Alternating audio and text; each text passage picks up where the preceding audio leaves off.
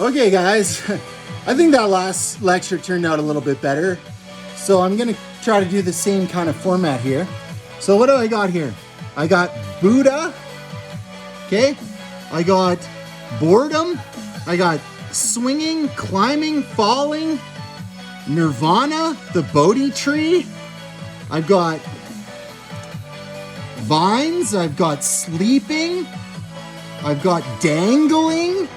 I've got stillness. I've got suicide. Yikes. I've got violence. Climbing. Okay, I got underneath sleeping. I got rockabye baby on the treetop. I got racism. Okay. Under ego, I got temples. Religious leader.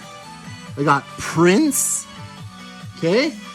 Under violence, I got Vietnam, fire, people lighting themselves on fire. Under Bodhi tree, I have heliocentric fractal evolution. Okay. Under nirvana, I got nowhere. Okay. Under Buddhism, I got a separate thing here on OSHO, aka Rajneesh, or the Netflix documentary Wild Wild Country, right? And then I got meditation on darkness, and oh yeah. And then under Osho I got Bentley, right? Okay, I'm gonna do a fuck addendum real quick, get that out of the way to kind of explain what the fuck I was talking about in my first video. This is video 3 now. What else have I got? Oh yeah. Under stillness or meditation, I got half-truths, market advantage, and deception under half-truths. Under dangling, I got Forrest Gump, belittling. Oh yeah, and under heliocentric fractal evolution, right, related to trees, I got the sun. I don't know. We'll see if I can give a decent lecture. Okay, well, yeah. What the fuck am I talking about? I'm not swearing either. These are the male fox. So you might want to pause it and check this out. They're primo passaggio and secondo passaggio. I'm going to do a little improvised singing here to this random song that I made on a playlist. It's no copyright music. So don't bother reporting me, guys. Again, my friends on Facebook. Primo passaggio, first register, transition. The speaking voice encompasses more than an octave of easy negotiation. Untrained singers have few problems in singing the pitches that lie within the speaking range. When adolescent males and untrained male singers approach the termination of the comfortable speech range, they reach a point in the ascending scale where they often involuntarily raise the chin and the larynx. The corresponding pitch is the primo passaggio. First register transition, the vibratory sympathetic chest rumble of the voice tends to listen or stop. The untrained singer produces pitches beyond the pivotal point, but often resorts to the laryngeal elevation to do so. Okay? I have some vocal issues right now because I don't practice very much at all. Okay? This is an example of how you can really just improvise anything to music to practice. And I'm kind of... See, the problem with sticking to repertoire and listening to other singers who have already, mastered the repertoire is you're going to try to mimic what they're sounding like, and you can't. So it's better not to practice repertoire, right? I mean, surely you got to make a living as a singer or whatever. People want to hear the popular songs or whatever, but, you know, everyone's just going to be comparing you to the greatest recordings, right? And like, as you can see, I'm kind of just doing what I can do comfortably, right? And really that's important to singing, like, you know, figuring out what you can do comfortably, and like, and improvising is a great way of just enjoying music and reading something they think is interesting, whatever. Okay, that's enough of that. I don't want to sing more about secondo passaggio or whatever. The primo passaggio is the thing we have issues with. All right. Now we're going to talk about Buddhism, right? In university, I got interested in Buddhism because, you know, I've suffered with depression, and, you know, I was never really a religious person, and I thought Buddhism was like, you know, a good religion to kind of dabble into, right? Well, dabble. I wouldn't say that I dabbled in Buddhism. I went head first. Okay, I found a book called Meditation, the First and Last Freedom by OSHO, right? OSHO, Rajneesh, right? A Wild Wild Things documentary, right? I mean, this was in 2005 when I stumbled upon OSHO in the self-help area of a local bookstore in Vancouver, right? And then my second book was this bad boy, The Book of Secrets. Okay, if you're seriously interested in meditation, get this book. Okay, meditation is not just a one-trick pony thing here. There's a lot of different ways that people have meditated over the years, okay? I mean, yeah. There's a lot of contradictions in Buddhism, okay? Losing your ego, right? I mean, Buddha was a prince, right? So yeah, he had the choice, like, do you want to follow the religious path, or do you want to, you know, be a prince, right? So ruling land through money, or ruling people through their minds, right? I mean, the only reason I'm really going to focus on Buddhism is because, you know, I thought of myself as a Buddhist.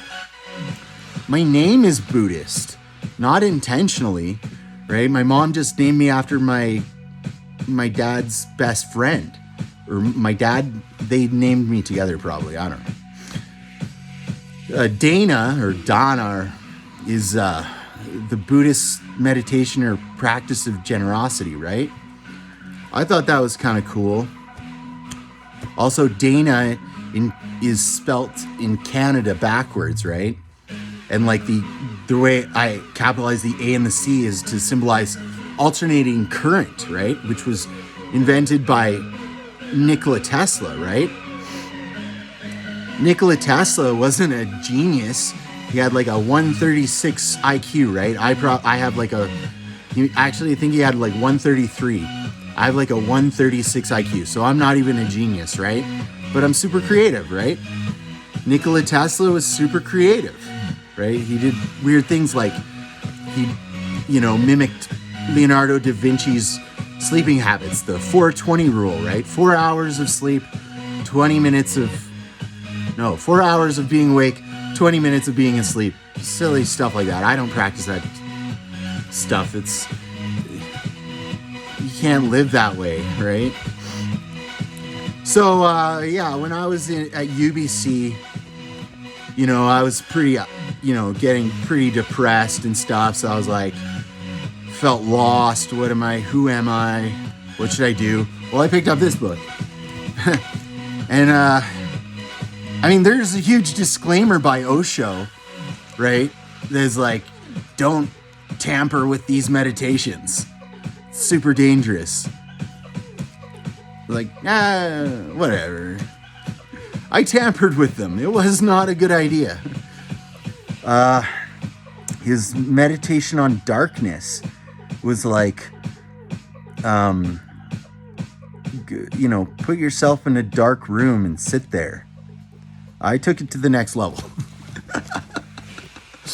I was like, I'll make a even better meditation.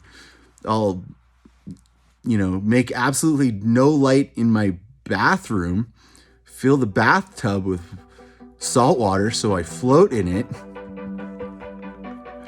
close my eyes or keep them open. It doesn't matter because you can't see. And,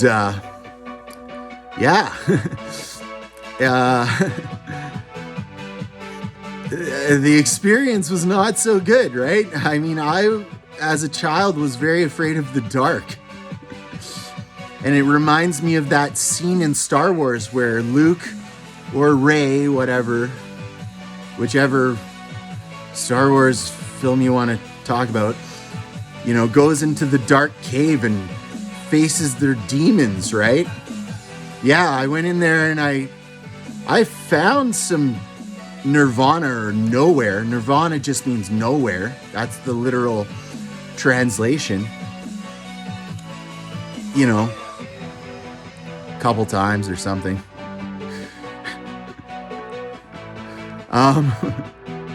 Yeah, and then I was like, I want to face my fears.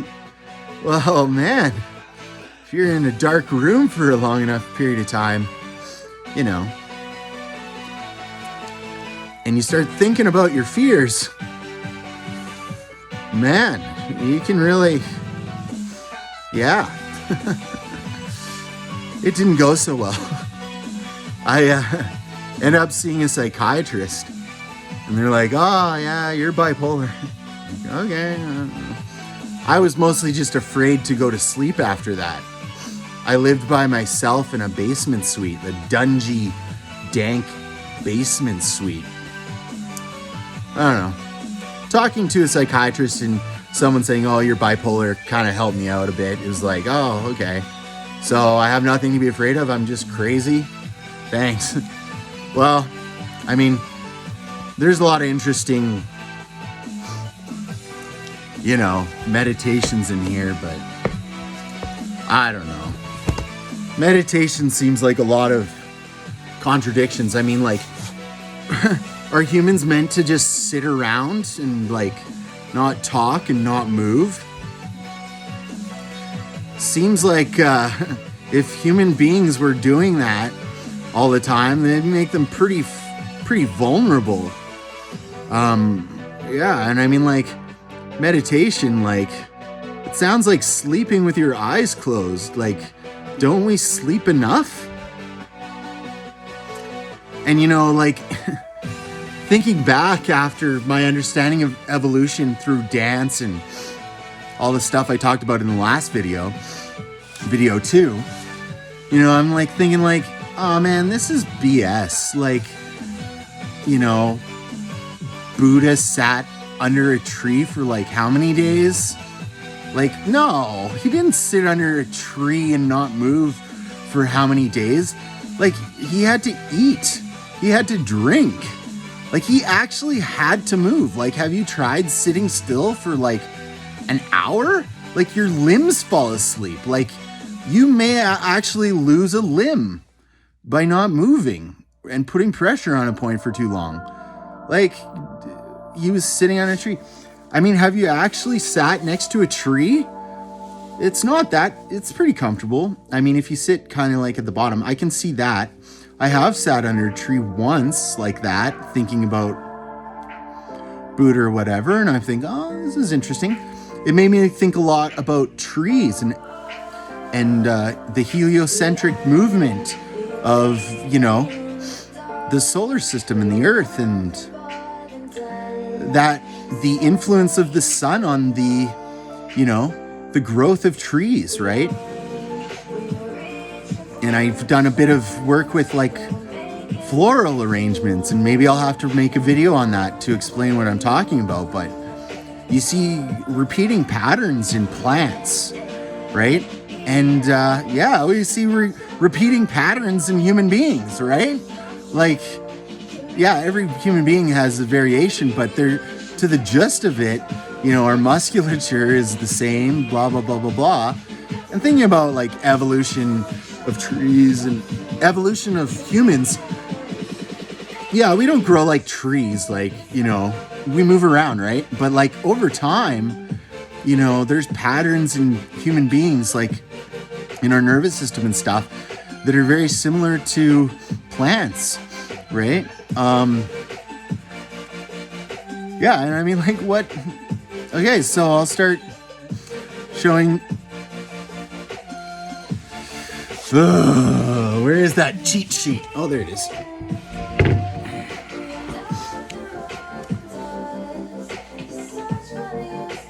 I mean, I get so upset when people are like, I'm like, oh yeah, I'm stressed out or whatever. And like, honestly, the best thing for stress for me is getting exercise and getting the right amount of sleep. And they're like, oh, did you try meditation? Have you tried that? Oh, I've been trying it lately. It's amazing. Or like, like Jerry Seinfeld's like, oh yeah, I meditate. It's awesome. I don't see a counselor. Like, that's silly. Like, why would I just talk to someone about like just be complaining or whatever? It's like no man is an island. Like, you can't, human beings are meant to be social, right? And human beings do need some validation. Like Jerry Seinfeld being like, people are like, oh, well, Jerry Seinfeld and Oprah do meditation. They're amazing. It's like, weren't they amazing before they started meditation? Like, now they're just have something else to sell, right?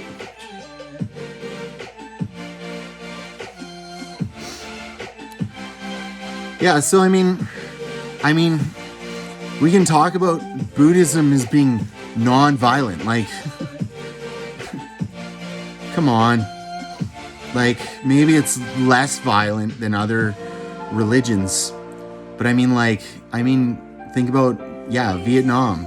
Like, Buddhists lighting themselves on fire, right? That got the message across. Like, yeah, don't mess with a Buddhist, man.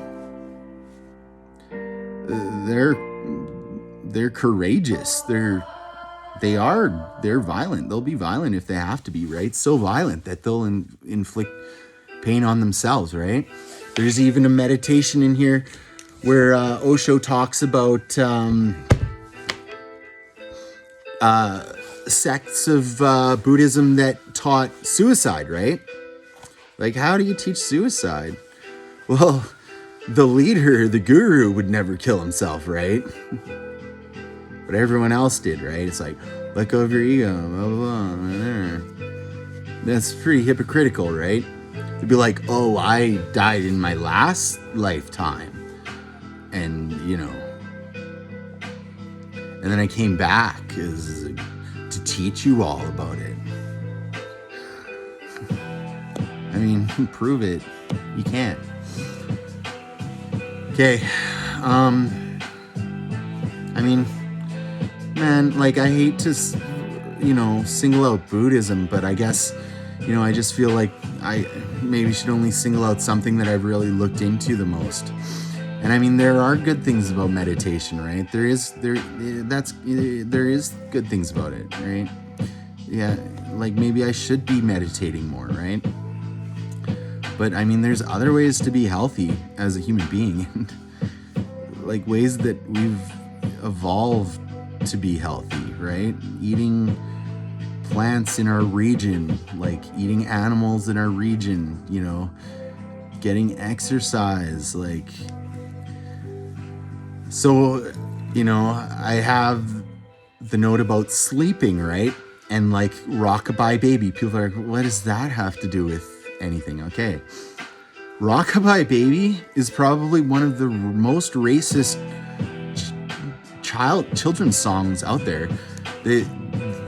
Google the origin of that. It's when people came to North America, there were First Nations people who, to help get their babies to sleep, they would, secure them up in the top of a tree or whatever, maybe not the top, and the wind would rustle and move the child, and sway, and it would make the baby go to sleep. Well, you're like, well, how is that racist? Well, it was a way of actually, calling the First Nations people like, primitive, and like it was dangerous to put your child in a tree or whatever. It's like, no, man, like look at the tribes in, Papua New Guinea. Like they all live in trees. Why? Because it's safer, right? You want to sleep down, with the lions and the bears, right? Okay, and I lied when I said in my last video too that, humans don't sound like lions or whatever.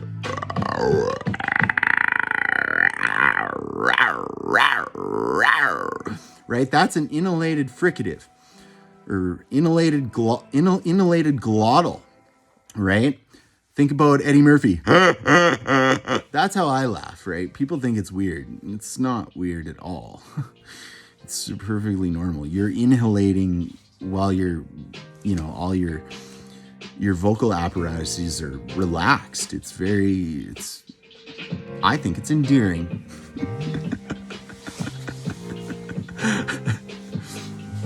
Okay, so yeah, let's talk about, how our culture belittles things that are actually really good for us, like dangling, right? Like Forrest Gump, dangling, right? Or whatever. That whole movie is like so beautiful, but it's really just, in a lot of ways, it's kind of belittling someone who really has a really good understanding, a simplistic understanding of probably his body and like, I don't know. So, yeah, what else? Okay, yeah. Let's just run this through our heads, right? I couldn't really replicate a tree or sitting under a tree. But here's the closest way I can think of a tree, right? Here's a branch on a tree, right? Okay. And people are like, oh, lions can climb trees. Yeah, sure, lions can climb trees. But let me tell you, if you have the upper advantage, the height advantage, and you got a stick or a spear right in the eye, right? Mountain lion, whatever. Bye. There's a joke like, oh, maybe I made up this joke. Don't mess with a bear, right? But like seriously, if you got good enough aim, you got a stick and a bear comes up to you, don't be chasing bears, okay? You poke him in the eye, okay? That bear will learn his lesson, right? He's not going to be messing around with humans. However, if you do see a one-eyed bear, I would suggest you probably try to stay away from him. Because if he's coming around you, he hasn't learned his lesson yet, right? Okay, so here's a tree branch, right? Whatever.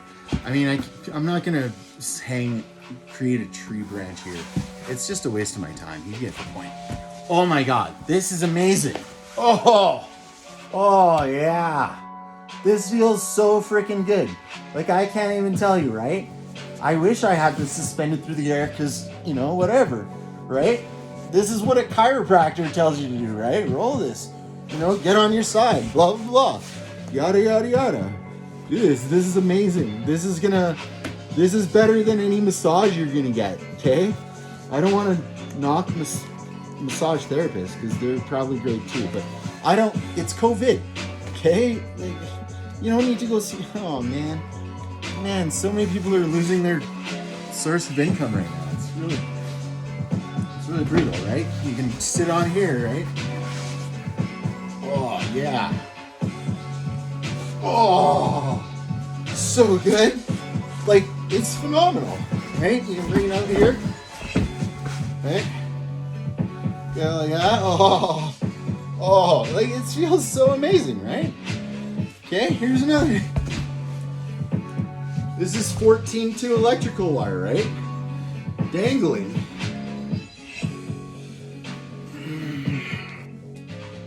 Oh, stretch your neck out, right? Put some over here. Okay? Really great. Oh.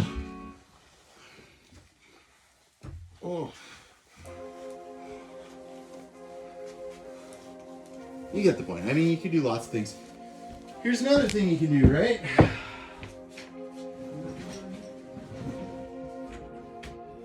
Oh, man. Oh, get there!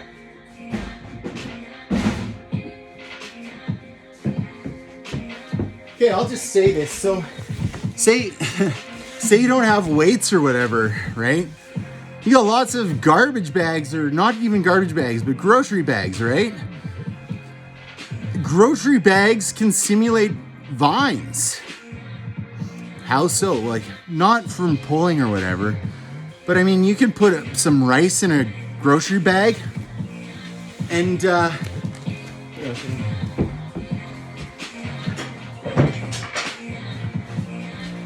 know, here's an example with a weight, right? I got some 14-2. Pretend this is the handle of a grocery bag.